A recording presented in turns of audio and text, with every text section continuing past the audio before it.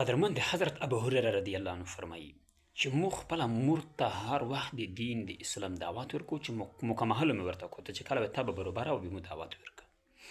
خو مو ته به داسې الک الفاظ ادا کول هر وخت منفي شو جواب مو ته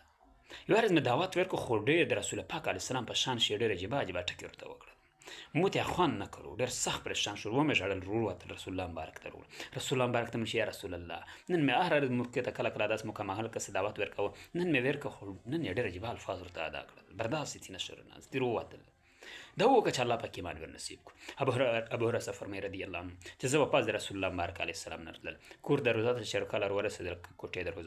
کوټې د روضه باندې مو وټکوله کني ویل چې لږ صبر وکړه او مو ته د لمباولې د بې د تیاولې مطلب